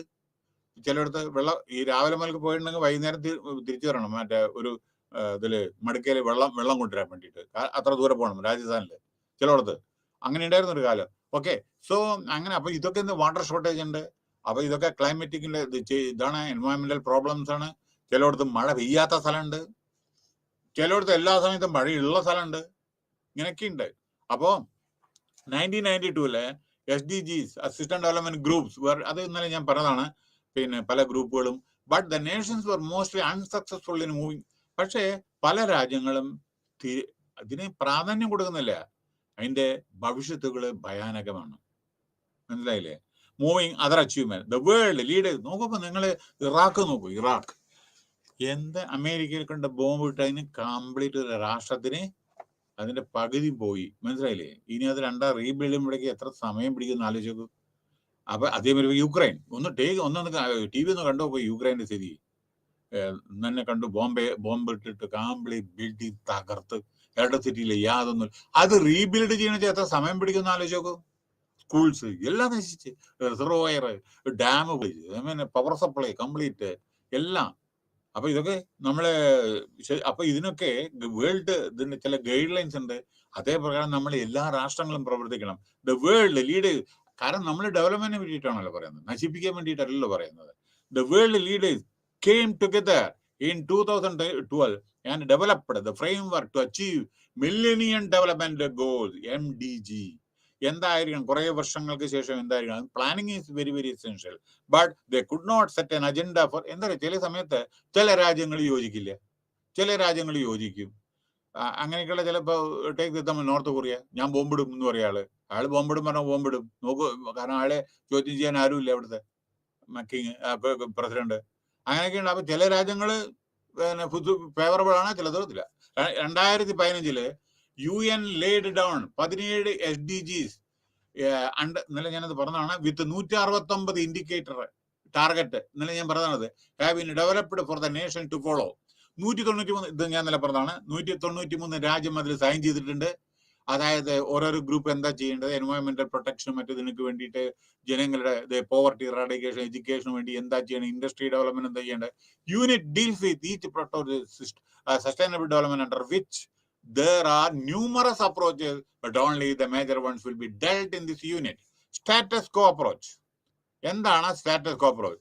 The supports of the status quo approach believe that there is no need for making any fundamental. ഇതെന്താണെന്ന് വെച്ചാൽ ഒരു ചേഞ്ചസും വേണ്ട, അങ്ങനെ തന്നെ മതിയില്ലേ, അങ്ങനെയുണ്ടല്ലോ ചിലര്. പണ്ടത്തെ അതേമാതിരി നമുക്ക് ചേഞ്ച് ഒന്നും വേണ്ട, അങ്ങനെയുണ്ടല്ലോ ചിലത്. അതാണ് status co as it is. Okay, there are no problem. ഒരു പ്രോബ്ലം എന്താ, അങ്ങനെ തന്നെ മതി. There are impossible to solve. പിന്നെ ചിലപ്പോൾ പ്രോബ്ലങ്ങൾ ചിലത് സോൾവ് ചെയ്യാൻ പറ്റാത്തതുണ്ട് കേട്ടോ. പിന്നെ ചിലത് പക്ഷെ ഒരു കാര്യം മനുഷ്യന് സോൾവ് ചെയ്യാൻ പറ്റാത്ത ഒരു ഇത് പിന്നെ ഒന്നുമില്ല.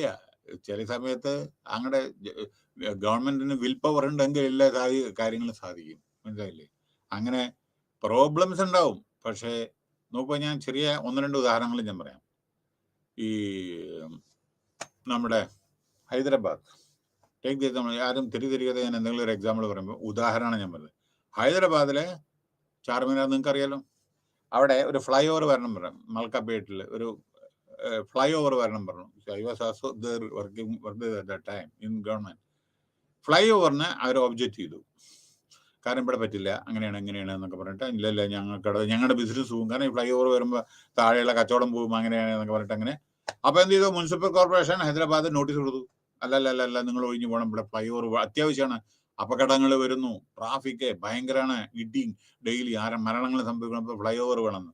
അവർ സമ്മതിച്ചില്ല. 2ാമത്തെ നോട്ടീസ്, 3ാമത്തെ നോട്ടീസ് പറഞ്ഞു ഇത്ര ദിവസത്തിനുള്ള ചെയ്ത്, നിങ്ങൾക്ക് ഒരു കാര്യമുണ്ട്, അവർ ഒരു കാര്യം പറഞ്ഞു, നിങ്ങൾക്ക് ഇന്ന സ്ഥലത്ത് വീട് വെച്ചിട്ടുണ്ട്, അവിടെ പോയിട്ട് താമസിച്ചോളൂ, ഇല്ലെങ്കിൽ ഞങ്ങൾ ഡെമോളിഷ് ചെയ്യും പറഞ്ഞു. അവരിന്നിട്ടും പോയില്ല. Rest is history.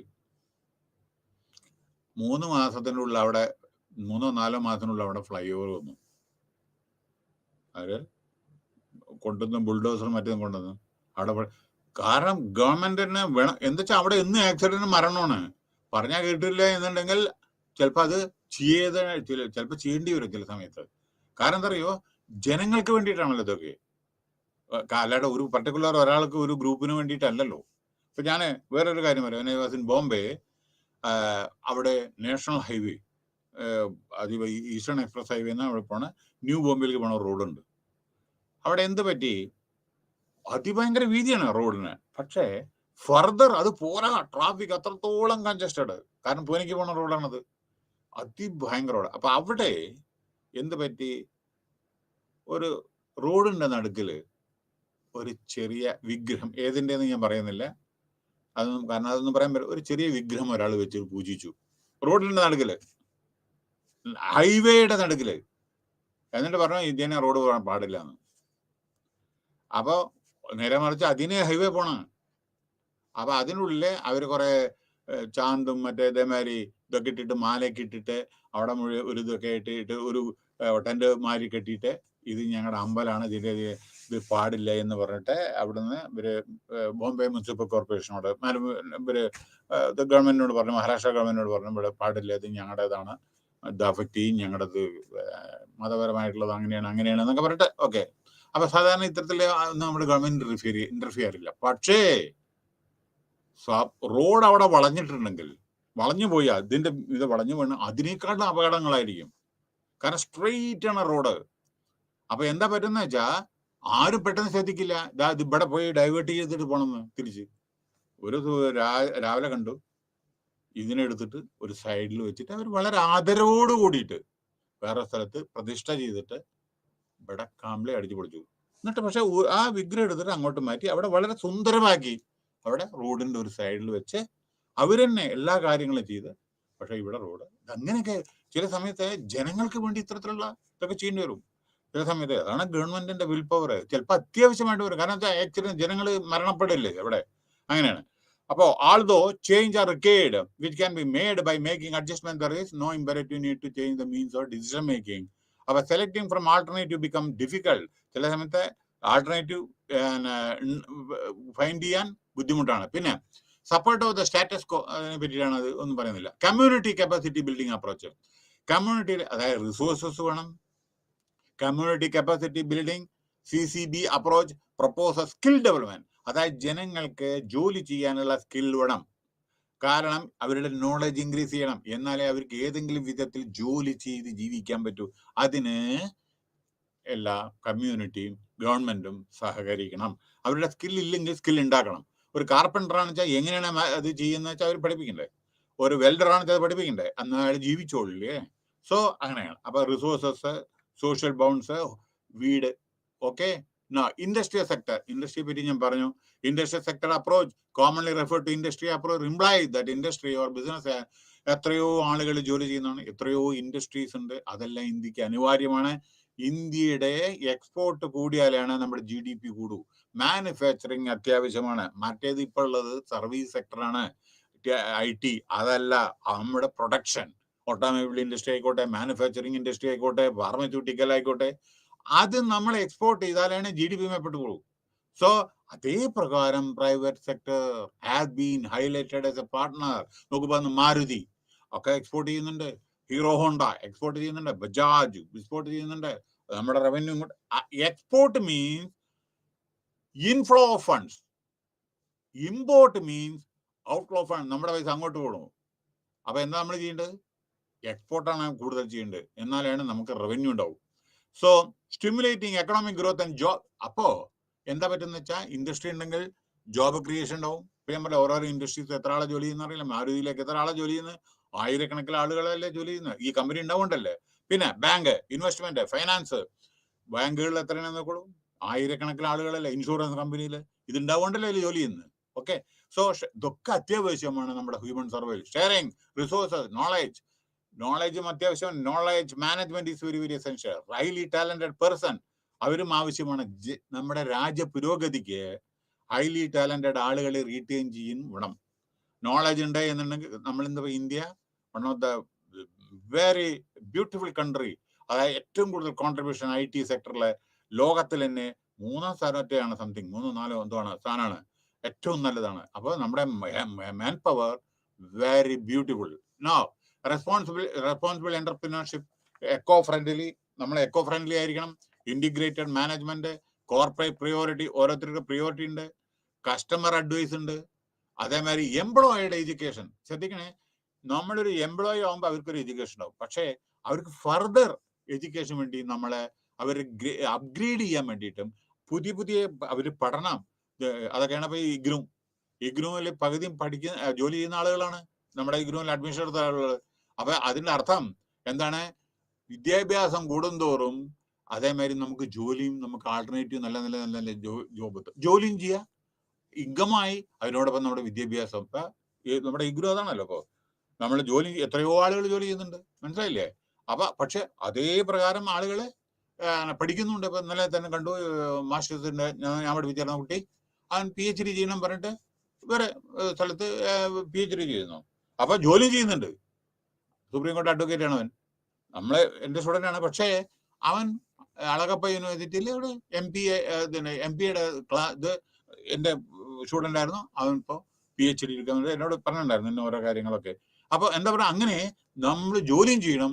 അതേ പ്രകാരം ഇത്തരത്തില് നമ്മള് എംപ്ലോയി എഡ്യൂക്കേഷൻ അതിന് employer should take initiative also. അവർ ഹെൽപ്പ് ചെയ്യണം എംപ്ലോയീസിനെ. പിന്നെ customer advice, customer satisfaction is very very essential. Precautionary approach, പിന്നെ റിസർച്ച് വേണം. പിന്നെ ഇവിടെ ഒരു കാര്യം പറയേണ്ടത്, സമയത്തിന്റെ അഭാവമാണ്. റിസർച്ചിൽ നമ്മുടെ ഇന്ത്യ വളരെയധികം ലെസ്സായിട്ടാണ് നമ്മൾ ഇത് ചെയ്യുന്നത്. അപ്പൊ അതുകൊണ്ട് പിന്നെ റിസർച്ചിൽ നമ്മൾ കൂടുതൽ ഫണ്ട് യൂട്ടിലൈസ് ചെയ്യണം. പിന്നെ പൊളിറ്റിക്കൽ സിസ്റ്റം സ്റ്റേബിൾ ആയിരിക്കണം. പ്ലാനിങ് അത്യാവശ്യമാണ്. പിന്നെ കൺസിസ്റ്റന്റ് കോർഡിനേഷൻ വേണം നമ്മളെ, മനസ്സിലായില്ലേ? Membership in multilateral education in schools നമ്മൾ പ്രോപ്പർ ആയിരിക്കണം. പിന്നെ കറപ്ഷൻ പാടില്ല. കാരണം Indian one of the most corrupted country in the world. അത് കമ്മിയാക്കണം. പിന്നെ ലാക്ക് ഓഫ് ഫൈനാൻസ്. പിന്നെ ചേഞ്ചിനെ റെസിസ്റ്റ് ചെയ്യരുത്. അത് എപ്പോഴും ചേഞ്ചിനോടൊപ്പം നീന്തി പോകണം. ചേഞ്ച് അനിവാര്യമാണ്. പിന്നെ യൂത്ത് എംപ്ലോയ്മെന്റ്, നമ്മുടെ പുതിയ ആളുകൾക്ക് യൂത്തിന് എംപ്ലോയ്മെന്റ് കൊടുക്കുക. പിന്നെ റീഇൻഫോഴ്സ് ചെയ്യുക, എനേബിൾ ചെയ്യുക. അതേമാതിരി holistic local consideration, combined effort, ഇതെല്ലാം നിങ്ങൾക്ക് ജസ്റ്റ് വായിച്ചാൽ മനസ്സിലാവുന്നതാണ്. പിന്നെ വേറൊരു കാര്യം, ഹ്യൂമൻ ഡെവലപ്മെന്റ്, ഗ്രീൻ അക്കൗണ്ട്. ഇതെന്താ അറിയാം, സമ്മറി പറയാം. അതായത് പ്രകൃതിയുടെ ഇത് നമ്മൾ നാശനഷ്ടങ്ങളെ എന്തെങ്കിലും ഉണ്ടെങ്കിൽ അതിന്റെ അക്കൗണ്ട്. ഇത് നിമിത്തം എത്ര നമുക്ക് നാശനഷ്ടം വന്നു, ഭൂമി കുലുക്കം വന്നപ്പോൾ എത്ര വന്നു നമ്മുടെ രാജ്യത്തിന് എത്ര, അല്ലെങ്കിൽ വെള്ളപ്പൊക്കം വരുമ്പോൾ എത്ര, ഇതിന്റെ അക്കൗണ്ടിങ്. അതേമാതിരി ഡിഫോറസ്റ്റേഷൻ കൊണ്ട് എത്ര വന്നു, ഇതിന്റെ അക്കൗണ്ടിങ് അപ്രോച്ചാണ് അത്. ഇനി sustainable development goals have been extensively formulated covering all aspect that concern environment. ഇത് പട്ടെ സോഷ്യൽ ആൻഡ് എക്കണോമിക്. ഇനി പറയാൻ പോകുന്നത് concern our rich biodiversity, okay, നമ്മുടെ ഇതിന്റെ okay, and partnership for sustainable development. Poverty, monetary, ഞാൻ പോവർട്ടി പറ്റി പറഞ്ഞു. Monetary multi dimensional has fallen to some extent. അങ്ങനെ ഹെൽത്ത് ഇൻഷുറൻസ് കവർ എല്ലാം ഇപ്പൊ അറിയാലോ. നമ്മുടെ പ്രൈം മിനിസ്റ്ററുടെ തന്നെ ഇൻഷുറൻസ് കവറേജ് ഉണ്ട്, ജനങ്ങളുടെ അനവധി വേറെ ഇതുണ്ട്. അത് ഹെൽത്ത് ഇൻഷുറൻസ് പലർക്കും ഉണ്ട്, പല ഇൻഷുറൻസ് കമ്പനി ഓഫർ ചെയ്യുന്നുണ്ട്. അതുകൊണ്ട് പല നമ്മളെ എന്താ പറയണ്ട, ആളുകൾക്ക് ഹൈ കോസ്റ്റ് ആയിട്ടുള്ള മെഡിസിൻ ഇതെല്ലാം കിട്ടുന്നുണ്ട്. പിന്നെ 500 മില്യൺ, 1 മില്യൺ പറഞ്ഞ 10 ലക്ഷമാണ്. അപ്പോ 50 കോടി ആളുകൾക്ക് പിന്നെ ഇതേമാതിരിയുള്ള ഇത് പ്രൊവൈഡ് ചെയ്യുന്നുണ്ട് ഇന്ത്യ. നമ്മുടെ പ്രൈം മിനിസ്റ്റർ പുതിയ പ്രോഗ്രാം കൊണ്ട് ഓവർ 100 മില്യൺ 10 കോടി ടോയ്ലറ്റ് ഉണ്ടാക്കിയിട്ടുണ്ട് 2014 ശേഷം. അതേമാതിരി നമ്മുടെ വില്ലേജില് 99% ചിലയിടത്ത് വീടുകൾ ഉണ്ടാക്കി കൊടുത്തിട്ടുണ്ട്, ഇലക്ട്രിഫൈ ചെയ്തിട്ടുണ്ട്, ഇലക്ട്രിഫിക്കേഷൻ ചെയ്തിട്ടുണ്ട് 99% ഇൻ വില്ലേജസ്. പിന്നെ ഇന്ത്യയുടെ technical assistant programme reach 160 countries. Technical assistant Sri Lanka, Burma, Myanmar, മറ്റേ അതേമാതിരിയുള്ള രാജ്യങ്ങളിലും നമ്മളെ ടെക്നിക്കൽ അസിസ്റ്റൻസ് പ്രൊവൈഡ് ചെയ്യുന്നുണ്ട്, എത്രയോ രാജ്യങ്ങളില്. അങ്ങനെ we have jumped 79 places in the world. അതായത് നമ്മുടെ ഇന്ത്യയിൽ വന്നിട്ട് ജോലി ഇൻവെസ്റ്റ് ചെയ്യാൻ ആഗ്രഹിക്കുന്നത് 79 പ്ലേസ്. അതായത് നമ്മുടെ ലെവലുണ്ട്, അതായത് easy for doing the business. അത് നമ്മുടെ ഇന്ത്യയുടെ സ്ഥാനം വളരെയധികം നമ്മുടെ നന്നായിട്ട് വന്നിട്ടുണ്ട്. കാരണം ചിലയിടത്തൊക്കെ ചില പ്രശ്നങ്ങളുണ്ട്. ഇവിടെ ഇപ്പൊ അഫ്ഗാനിസ്ഥാനിലോ പാകിസ്ഥാനിലോ പോയി ബുദ്ധിമുട്ടില്ല. അങ്ങനെയല്ല, നമ്മുടെ രാജ്യം പല നല്ല സ്കീമോട് കൂടി എന്റർപ്രീനറുകൾ പല ഇൻവെസ്റ്റ്മെന്റ് എത്രയോ ഉണ്ട്. In the past 5 years moving from 142 63 എത്തി. 2014 2019 എത്തുമ്പോഴേക്ക് നമ്മുടെ ഇന്ത്യ, ഒന്ന് ശ്രദ്ധിക്കണം, വളരെ വളരെ പ്രധാനപ്പെട്ട ഒരു കാര്യമാണ്.